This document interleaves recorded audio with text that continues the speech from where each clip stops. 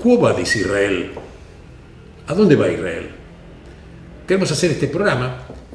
A los efectos hemos invitado, y con orgullo lo digo, al profesor Luis Fuenzalida, exdirector de Interpol, analista internacional, profesor en la Universidad Federal de Política y Análisis Internacional y miembro también de la Academia Argentina de Asuntos Internacionales. Creo que es una persona más que adecuada para que charlemos y discutamos, por supuesto, a dónde va Israel, cuáles son los desafíos realmente que enfrenta. ¿Tendrá que Israel que cambiar un paradigma de esto? Y muchos temas vamos a hablar precisamente de muchas cosas que quizás no se hablan con toda la sinceridad en los medios de comunicación. Pero este es el momento. Luis, muchísimas gracias por estar conmigo. No, al contrario, Alberto, es un gusto. Bien. Yo simplemente quiero presentar, por ejemplo, Estado palestino, ¿sí o no? ¿Qué hacer con Irán? ¿Qué pasa con la Corte Suprema de Justicia en Israel? ¿Cómo se puede llegar de alguna manera a manejar, no sé, y ojalá fuera soluble, el tema de los religiosos y los no religiosos, los gilonim y los latín? ¿Qué pasa con todos estos temas que están, la verdad, hace años y años horadando toda esta situación política en Israel y que independientemente de los políticos o los partidos políticos que asumen, que en realidad no es un partido porque Israel ya hace rato ya se maneja con coaliciones, la verdad que los temas de fondo casi permanecen sin resolver y de alguna manera se patea la pelota para adelante. ¿Qué te parece, Luis? Sí, yo pienso que Israel está en este momento pasando por un momento realmente crítico.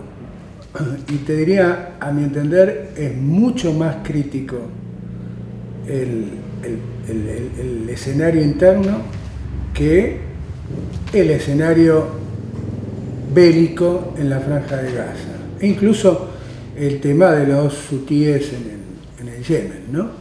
Y esto se da a su vez cuando hay un cambio muy importante en Medio Oriente. Antes del 7 de octubre, en Medio Oriente vos podías enfocar 4 bloques bastante bien definidos. Un primer bloque es el bloque chiita, que era la famosa medialuna chiita, también llamada el Frente de la Resistencia, que involucraba obviamente a Irán y sus proxies como ser Hezbollah, los hutíes y Hamas. Por otro lado, tenías un bloque que podemos llamar el de los países islámicos sunitas, pero no radicales, no extremistas, no islamistas, que ahí podemos colocar a Emiratos Árabes Unidos, Arabia Saudita, Egipto y Jordania. Después tenías, mejor dicho, el bloque de 2 países que evidentemente se identifican con la visión o toman la visión o quieren ser los líderes de la visión de la hermandad musulmana. Te estoy hablando de Qatar y te estoy hablando de Turquía. Y el cuarto bloque es el bloque de las organizaciones terroristas, propiamente dichas, islamistas radicales. Como ya nombramos Hamas, Hezbollah, los hutíes, pero tenemos que agregar también al ISIS o Estado Islámico y también tenemos que agregar a Al Qaeda. Eso era más o menos el panorama del Medio Oriente. Hasta el 7 de octubre. Hasta el 7 de octubre. Una vez que se produjo el sanguinario ataque del 7 de octubre por parte de Hamas, ¿qué pasó dentro de esos bloques y en relación directa con Israel? El primero que te nombré prácticamente fue desarticulado. Es decir, que el bloque chiita fue prácticamente desarticulado, tanto por la gran victoria de Israel sobre Hezbollah en el Líbano, aunque siga todavía beligerante el tema de Gaza, Israel sobre Hamas, tenemos el tema de los hutíes y Irán, por más que hubo un ataque y un contraataque, hoy en día Irán está tanto económica como militarmente muy debilitado, especialmente porque en el ataque israelí uno de los objetivos primordiales que se lograron fue todo lo que es la infraestructura de defensa aérea, entre ellos los famosos sistemas de misiles rusos S-400 y S-300. Después tenés el bloque de los países sunitas, yo no voy a decir moderados, pero sí por lo menos no radicalizados, no islamistas, como te dije antes, que Emiratos Árabes, el menos de todos, Arabia Saudita, Jordania y Egipto. Arabia Saudita, ahí tenemos al presente y después del 7 de octubre un cambio muy importante geopolítico. Por las relaciones que ha entablado Washington con Riad en los últimos meses, prácticamente hoy Arabia Saudita se está erigiendo como el representante de Estados Unidos en Medio Oriente. Es decir, le está compitiendo lo que era tradicionalmente el aliado tradicional de Estados Unidos en el Medio Oriente, que era Israel. Hoy la importancia, por lo menos la administración Trump, se le está dando a Arabia Saudita. Y con respecto a Egipto y Jordania, no hubo grandes cambios anteriores al 7 de octubre. Después tenemos el tema de las organizaciones terroristas. Las organizaciones terroristas, las que estaban dentro del bloque chiita, a excepción de Hamas, que sigue aún beligerante, digamos que Hezbollah está prácticamente destruido. El Estado Islámico, el ISIS, está atomizado, pero, al menos desde mi punto de vista, cuando yo te nombré las organizaciones terroristas, te nombré Al Qaeda. Correcto. En el 2017, Al Qaeda tenía una franquicia que se llamaba Al-Nusra, el cual estaba liderado por el actual presidente Ahmed al-Shara, el actual presidente provisorio de Siria. Entonces, podemos decir que en el caso de una franquicia de Al-Qaeda, hoy llegó al poder en Siria. ¿Cuál va a ser el destino de Siria? Todavía es una incógnita. Es una incógnita. Hoy, por ejemplo, vimos que reabrió la bolsa de valores de Damasco. Es decir, sí, es algo bastante auspicioso. Hay conversaciones entre el gobierno israelí y el gobierno provisorio de Siria. Pero realmente Siria todavía es una incógnita. Por eso te digo que dentro del bloque de organizaciones terroristas, ojo con Siria, porque el actual liderazgo de Siria, por más que se está vendiendo como algo moderado, como algo pro-occidental, con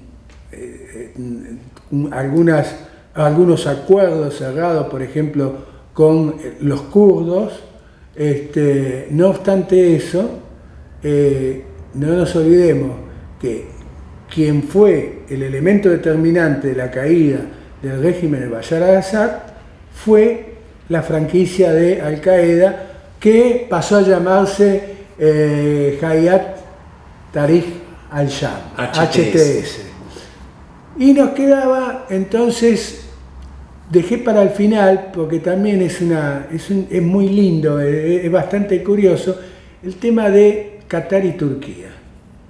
Yo creo que los dos, después del 7 de octubre, han elevado su influencia en Medio Oriente, por un lado, y por el otro lado, su expansión. En cuanto hablo de influencia, fundamentalmente Qatar. No nos olvidemos que Qatar es la sede de la base estadounidense militar más importante y más grande de Medio Oriente. Y Turquía porque se ha expandido, es decir, ha logrado hacer un acuerdo de facto con el gobierno actual de Siria para crear una zona de seguridad en el norte de Siria que aísle todo lo que sea el pueblo kurdo y la resistencia kurda de los propios kurdos que tienen en territorio turco. 20 millones. Exacto. Entonces se ha expandido, se ha hecho de algunas bases aéreas que anteriormente eran de Rusia y que con la retirada de Rusia las tomó. Ha llegado también a ofrecer al gobierno provisional sirio el darle el sistema de defensa aérea ruso S-300 y S-400 que tiene Turquía, que se los adquirió a Rusia y que en su momento fue un dolor de cabeza para Washington, pero ahora la movida de Erdogan sería, bueno, me deshago del armamento ruso, pero que Washington les dé los F-35 para tratar de equiparar el poder aéreo de Israel, que sigue siendo la fuerza aérea más importante y más poderosa del reino. Ese es en gran medida lo que ha pasado entre el 7 de octubre y después del 7 de octubre. Es decir, lo que hay que tener en cuenta es que ha habido cambios geopolíticos en la región, sumado al tema de que ha habido cambios en la Casa Blanca. Bien. Bueno, está el profesor Luis Fuenzalida colocando ya los elementos importantísimos.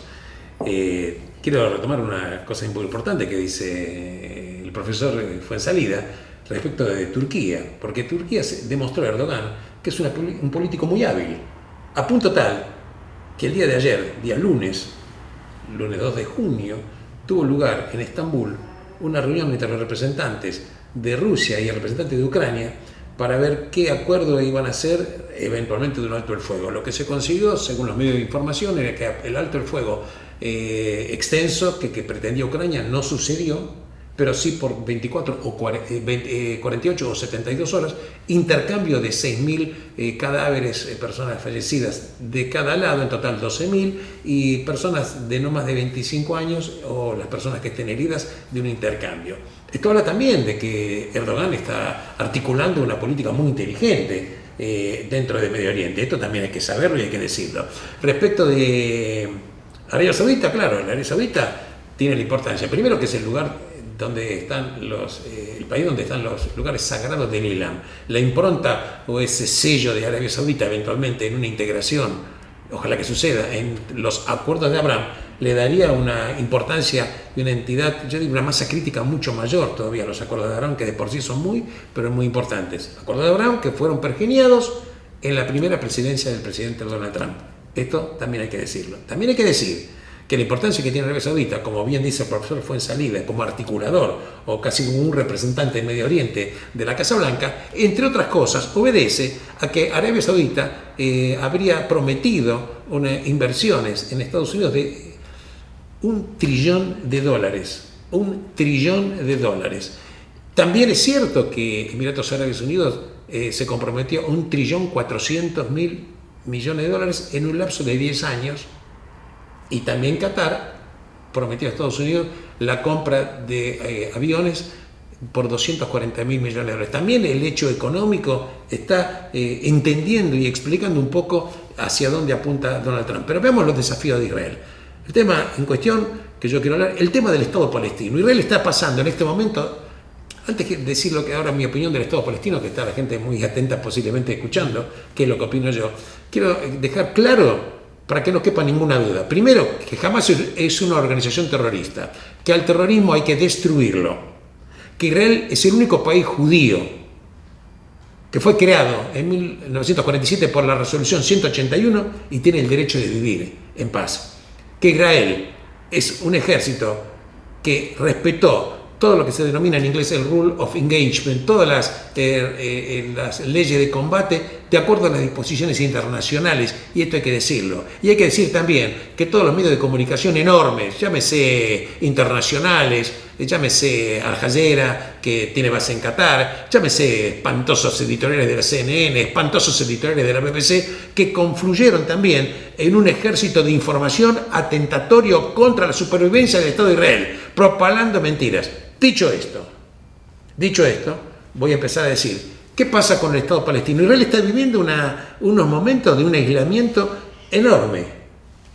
Esto también hay que decirlo. E incluso aislamientos que son casi prácticamente increíbles bueno, ya lo hablamos de España, que Pedro Sánchez es un impresentable, porque la verdad que está viviendo el año 1492 en plena Inquisición. Pero también es cierto que países que están viviendo su problemática con un Islam que ya no saben qué hacer con los islámicos que viven dentro de Europa, en base a la agenda política interna, tienen declaraciones en contra de Israel que son espantosas. E incluso ni hablemos de las Naciones Unidas, como Guterres, que es el secretario general, que cada vez que abre la boca es una cloaca que estaría al servicio. Seguramente que cuando él no tenga más trabajo en las Naciones Unidas, posiblemente quisiera ser contratado por Hamas o el Hezbollah como su vocero de prensa. Pero dicho esto, vamos al tema palestino. ¿Estado palestino sí o no? Si los palestinos hubieran querido tener un Estado, lo hubieran tenido.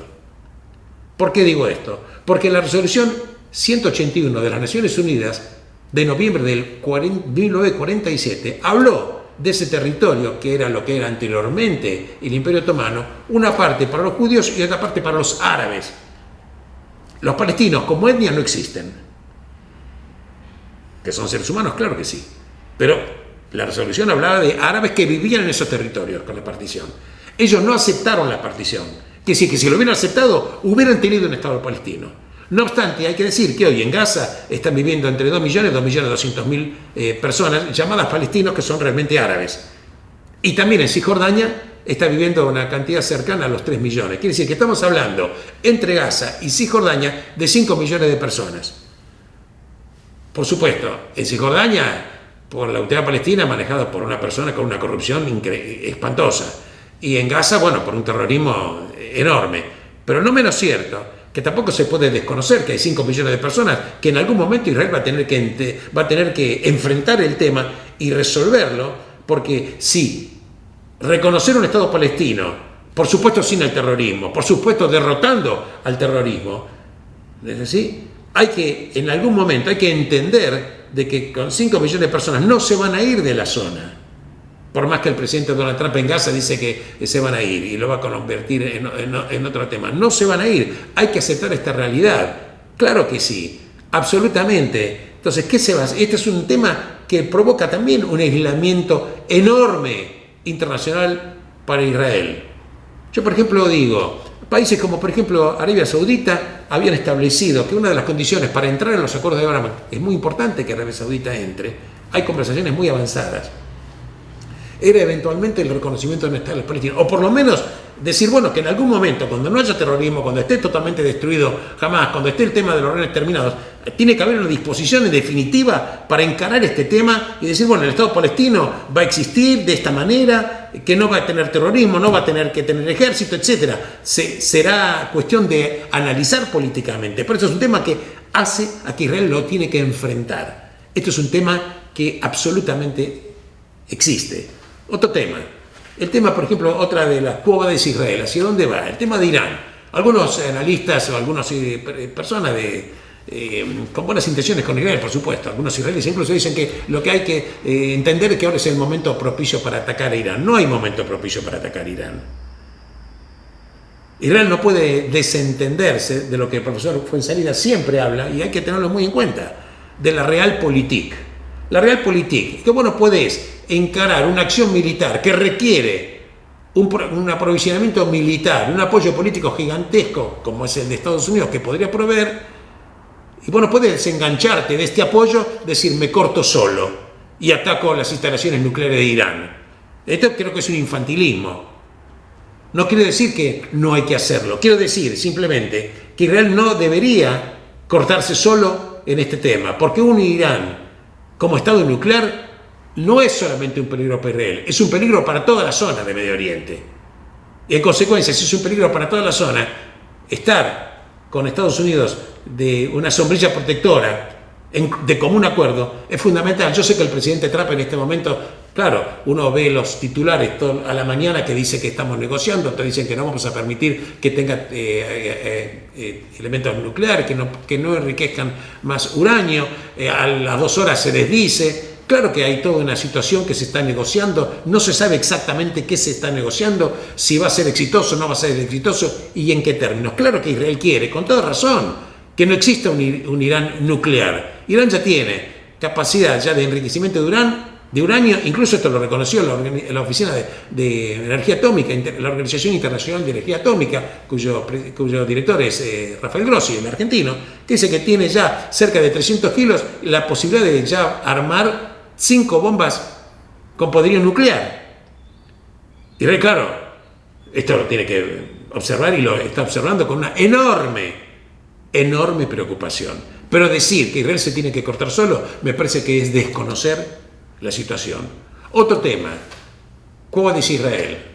Ley electoral de Israel. Israel está, independientemente del 7 de octubre, permanentemente siempre en una situación de que el gobierno cae si no llega a tener los 61, ese número mágico de los 120 diputados de la Knesset, hay que tener 61, que es la mayoría, por lo menos por uno, y que Israel, como ya se terminaron esos partidos históricos que cada uno podía gobernar por sí mismo, siempre se hacen alianzas. Entonces, cuando hay un partido minoritario que amenaza con retirarse de la alianza, entonces, para que el gobierno no caiga, claro, el que esté en el poder dice, bueno, ¿qué te voy a dar a cambio para que sigas en el poder?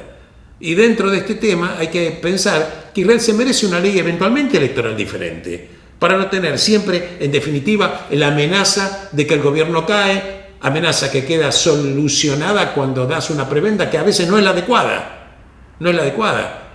Otro tema que también hay que resolver, el tema de los religiosos yendo al ejército. Esto hay que resolverlo. Hay una ley que lo establece y siempre hay concesiones que se hacen por el tema de que, bueno, que en definitiva si no se retiran los diputados, se pierde la coalición, se cae el gobierno. Entonces los intereses políticos no pueden primar sobre lo que necesita Israel. Lo que necesita Israel, en mi opinión personal, también se debe repensar un sistema electoral que lo saque de esta locura total en la cual siempre se está sumido. Por supuesto que esto también provoca una situación enorme en esta división, un problema enorme que tiene Israel, la división entre los Gilonim y los Datim, entre los laicos y los que son religiosos. Claro que hay que respetar a los religiosos, ¿qué duda cabe? Y claro que hay que respetar a los laicos, ¿qué duda cabe? Porque Israel es un puño, es un pueblo que tiene capacidades diferentes y personas que tienen diferentes maneras de pensar, y hay que encontrar la manera de alguna manera cerrar esta grieta que está desangrando al país. Hay que cerrar esta grieta que está desangrando al país. Hay muchas maneras de ser judío, pero no hay ninguna de no serlo. No hay ninguna de no serlo. Luis. Y tocaste un montón de cosas. La primera que te diría, tocaste el tema del Estado palestino sí, Estado palestino no. En principio, recordemos que Palestina es una denominación que dieron los romanos, porque para borrar prácticamente lo que era el nombre de Judea. Es más, durante el Imperio Otomano no se usaba el nombre Palestina, sino la Gran Siria. La Gran Siria. Y tampoco querían un territorio. Así que bueno, digamos que eso de palestino es un invento, en realidad el pueblo es árabe. Y yo te diría que hubo tres momentos históricos donde tanto llamémosle ahora para aclarar, árabes palestinos, como el resto de los países árabes, no quisieron la concreción de un Estado palestino de acuerdo a la resolución 181 de 1947. El primero, obviamente, fue cuando el 14 de mayo se pone en actividad la resolución 181, Israel declara 1948. Claro, en 1948 se declara su independencia, mientras que los árabes palestinos y los 7 países árabes lo que hacen, en vez de ayudar a los árabes palestinos a que de acuerdo a la resolución creen su propio Estado árabe, atacan a Israel con el objetivo de destruirla. Entonces, ahí es el primer momento donde los árabes no hicieron nada por sus propios árabes que tenían legítimamente por la resolución 181 el camino legal, un territorio asignado. La segunda es en 1996, cuando el entonces primer ministro de Israel, Ehud Barak, que para decir algo que sintetice quién fue Ehud Barak, es el militar más condecorado en la historia de Israel,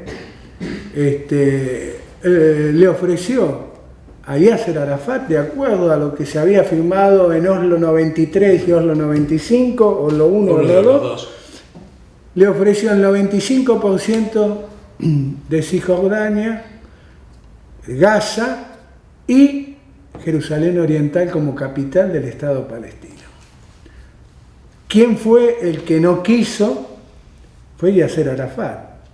Opuso como pretexto la aplicación del derecho de elección de los refugiados palestinos de volver, pero ese derecho al regreso no implicaba regresar solamente a los lugares de Cisjordania y Gaza, sino a todos los lugares, con lo cual obviamente Yasser Arafat sabía que el gobierno israelí no lo iba a aceptar. No lo podía aceptar. Por una cuestión de desequilibrio demográfico que podría evidenciarse ¿dónde?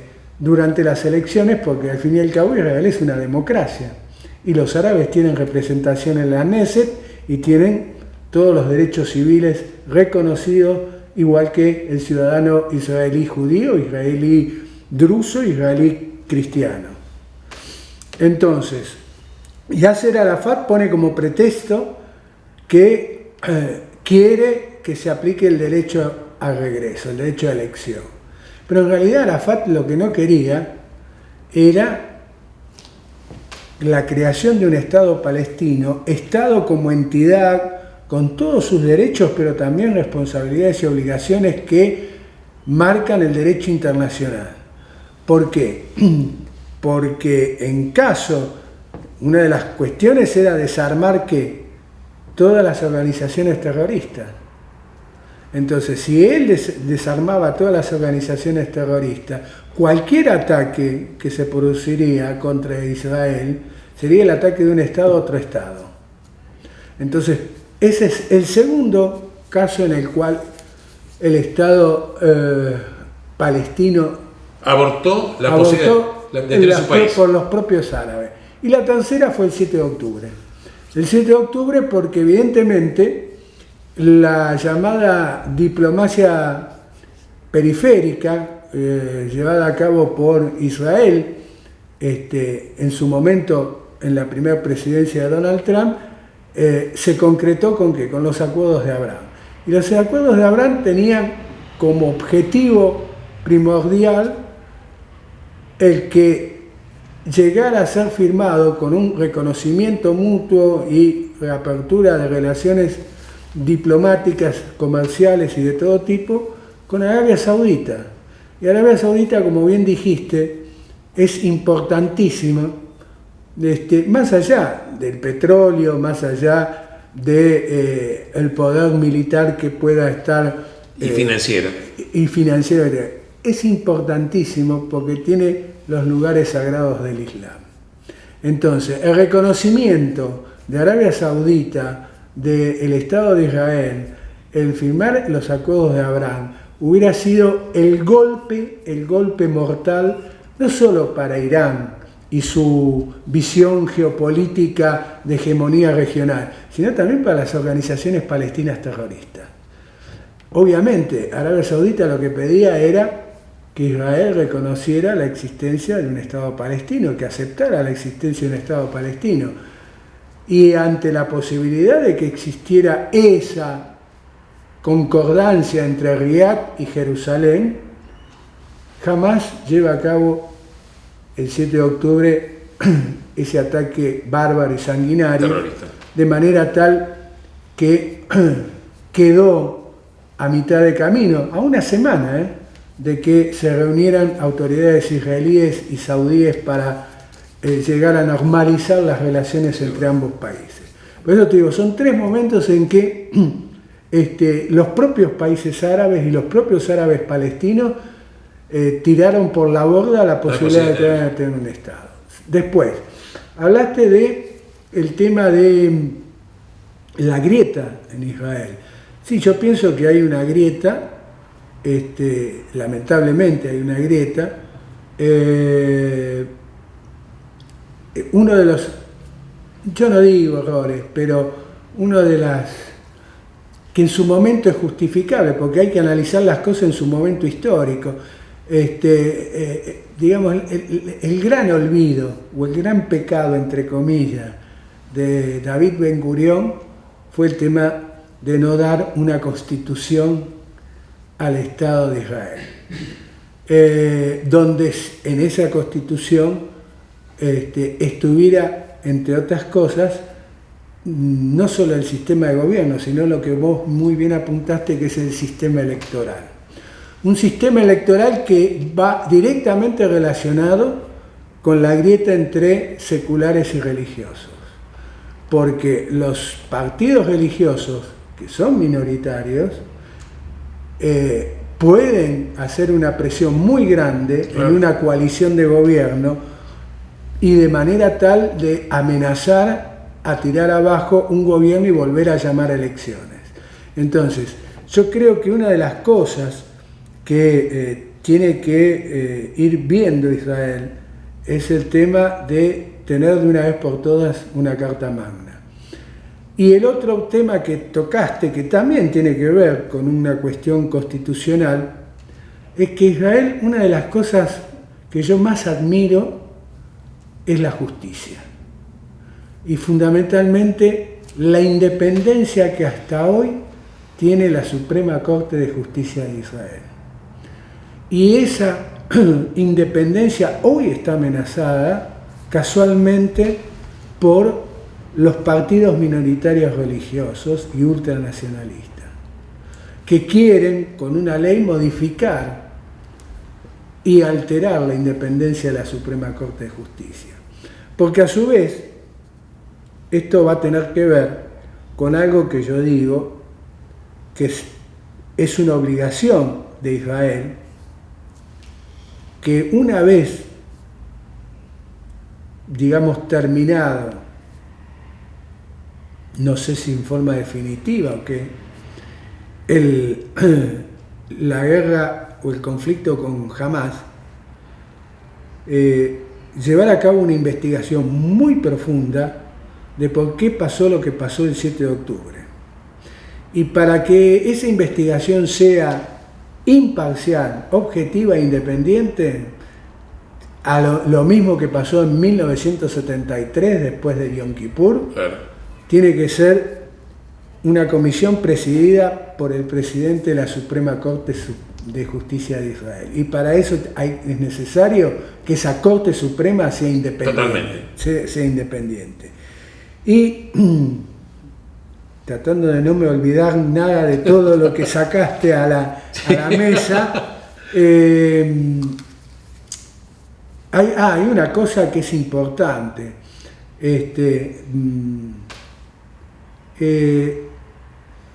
Yo digo que algo que a lo mejor obviamente no saben los muchachos, porque no habrán leído nunca Sarmiento, cuando dijo las ideas no se matan. Entonces ellos tienen que entender que una ideología no se puede matar, se puede superar, pero no matar. Entonces, no es para mí solamente y forma definitiva el arma militar, el medio para derrotar al terrorismo islamista radical de Hamás. Es decir, y ahí tiene que ver un poco también lo que vos dijiste, que Israel va a tener que enfrentar en algún momento los 5 millones y pico de árabes palestinos que hay en Gaza y en Cisjordania. Totalmente. Y los tiene que enfrentar con una estrategia posbélica. Política. Exactamente, posbélica. Que es lo que yo siempre dije desde que ocurrió lamentablemente el 7 de octubre. Que Israel puede tener una visión desde el punto de vista militar, puede tener una visión desde el punto de vista, te diría, económico, pero no tiene una profundidad estratégica política en el posbélico, en lo posguerra. Y la única manera de poder tratar de que las organizaciones árabes palestinas islamistas radicales sean minimizadas, no es a través solamente de las armas, no es a través del poder militar, sino también de una muy buena política y diplomacia. Y realmente creo que eso es lo que en este momento está fallando en Israel. Yo creo que en este momento tenemos un primer ministro que sabe muy bien que cuando pase esto, más allá de lo que pueda, si se conforma la comisión investigadora, más allá de las responsabilidades que va a tener que afrontar, tiene 4 causas penales, las cuales por lo menos en 2 de ellas están muy comprometidos, y creo que es el momento de ver un cambio dentro de la política interna de Israel. Y lo último, ya me olvidaba, porque fue justo el final tuyo, fue el tema de atacar o no atacar Irán. Mira, yo te diría, sí se puede atacar Irán.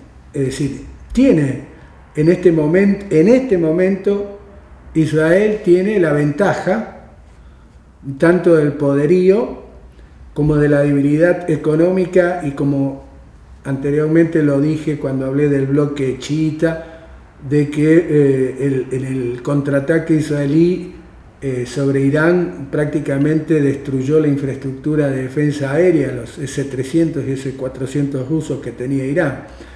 Entonces, sí, puede. Ahora, ¿conviene? Y yo creo que no. Esta es la real política. Mientras no, es decir, Israel no se puede cortar solo, en eso estoy de acuerdo con vos. Israel, cualquier ataque que lleve a cabo contra Irán, tiene que hacerlo en forma de una coalición con los Estados Unidos y algunos aliados de Estados Unidos, o con Estados Unidos solo. Pero Israel, mandarse por las de ella, atacar Irán en solitario, no lo veo. Coincido con vos. Y con respecto al tema nuclear, a ver, los iraníes son grandes de toda la vida, grandes vendedores de alfombra. Y de humo. Y de humo. Entonces, es verdad, en la última reunión que tuvo, se reunieron en el Cairo, tanto el presidente de Egipto, Al-Sisi, el canciller de Egipto, el canciller de Omán, llegó también después de última el canciller iraní y Rossi, el presidente de la Organización de Energía Organización Internacional de Energía Atómica, algunos dicen agencia, IEA, bueno. Y Rossi lo que dijo fue tajante. Hoy, por lo menos lo leí hoy a la mañana, Rossi dijo que tienen confirmado que Irán en este momento posee enriquecido 408 kilogramos de uranio. Bien. La cifra exacta, 408 kilogramos de uranio, al 60%. Entonces, cuando vos tenés el enriquecimiento pasando el 60%, llegar al 90%, que es lo ideal para una arma atómica, es un plazo muy corto, muy breve. La ventana es pequeña. Es mucho más complicado llegar al 60, del 4% al 60% que del 60% al 90%. Entonces, las posibilidades de que Irán tenga un poder nuclear militar son ciertas.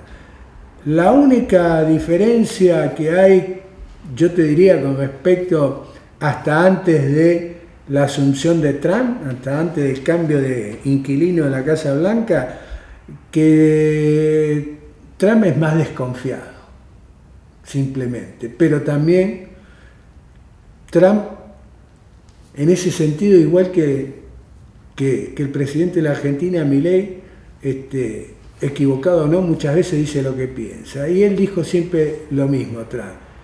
Primero Estados Unidos. Absolutamente. ¿Qué temas que estamos charlando? Por supuesto. Primero quiero decir que así como cuando empezamos este programa, Quo Vadis Israel, también Quo Vadis a los árabes palestinos. ¿A dónde van? Porque ustedes también han votado enormemente a Hamas. Ustedes que vinieron a trabajar a Israel, una gran parte, por miles, ganando 10 veces más de lo que ganaban dentro de Gaza, formaron parte también una parte de ellos, por lo menos, de las hordas que vinieron a asesinar gente a Israel, mordiendo la mano de quienes les daban de comer. Entonces también van a tener que replantearse Quo Vadis. ¿Qué quieren? ¿Una vida de desesperanza? ¿Una vida de miseria? ¿Una vida de animalización? ¿O en algún momento van a decidir ponerse de pie para tratar de tener un futuro mejor para ustedes y para sus hijos? Claro que esto requiere educación. También es cierto, porque quiero volver al tema de los acuerdos de Abraham. Por ejemplo, había noticias de que tanto Indonesia, un país de 275 millones de habitantes, islámicos, no árabes, pero islámicos, y también Pakistán, con 170, 180 millones aproximadamente, estaban ahí tratando de pensar si entran eventualmente en los acuerdos de Abraham. Si uno suma los habitantes de Indonesia con los habitantes de Pakistán, estamos hablando de 450, 460 millones de habitantes, casi la masa de población que tiene Europa, sin contar todavía Arabia Saudita. Si le colocamos a Arabia Saudita también, imaginemos el desarrollo eventualmente también que va a tener Israel en un acuerdo de Abraham ampliado, con esta masa crítica, el desarrollo económico, porque se abren mercados que son gigantescos, no solo para Israel, también cómo puede mejorar el nivel de vida enormemente de estos países que lo integran. Entonces también, como bien dice el profesor Fuenzalida, Irán observó toda esta situación y lo que no pretendía era que esta masa crítica de países hagan un frente común para ver un mundo sin este Islam radicalizado, sin este islamismo político que lo único que quería es matar judíos y cualquier persona que no sea islámico, con esta locura de que el Islam tiene que dominar el mundo, esta visión de que está en árabe el Dar al-Harb, que es la casa de la guerra, que tiene que en definitiva librarse esta guerra permanente hasta que todo el mundo sea el Dar al-Islam, que en árabe quiere decir la casa del Islam. Entonces, Quo Vadis, claro, Israel, pero también Quo Vadis a los árabes palestinos, Quo Vadis también a los dirigentes árabes palestinos, que también tienen que darse cuenta que lo único que han llevado a los árabes palestinos a un mundo de miseria y de destrucción. Claro que estos liderazgos de ellos nunca vivieron la miseria y la destrucción, porque ellos viven cómodamente como megamillonarios en destinos paradisíacos de países islámicos que los acogen como si fueran héroes de guerra. Sí, yo mira, de mi parte, para terminar, voy a repetir unas palabras de alguien que ha escrito muchos libros, que por suerte los he leído, que me ha enseñado mucho, no personalmente, sino a través de sus libros, y que ha sido un gran canciller israelí, que hablo de Shlomo Ben-Ami. Y claro. Shlomo Ben-Ami dijo recientemente, después de los acuerdos firmados entre Donald Trump y Mohammed bin Salman, MBS, sí, de Arabia Saudita, dijo que donde los líderes árabes ven negocios y economía, lamentablemente Netanyahu ve amenazas. Bien, mucho para pensar, mucho para discutir. Precisamente de este tema y de estos temas queríamos hablar con el profesor Fuenzalida, a quien por supuesto le doy nuevamente las gracias. Le doy las gracias también a Dora Ilustrón, que es la directora del portal de noticias de Israel, portal importantísimo, porisrael.org, que nos apoya enormemente para hacer todos estos programas. Van a ver este programa, y si este programa te gustó, más allá que estés de acuerdo o no, cuando esté subido a YouTube, suscríbete. Gracias, Fuenzalida, y gracias a ustedes por participar en este diálogo. Quo Vadis, Israel.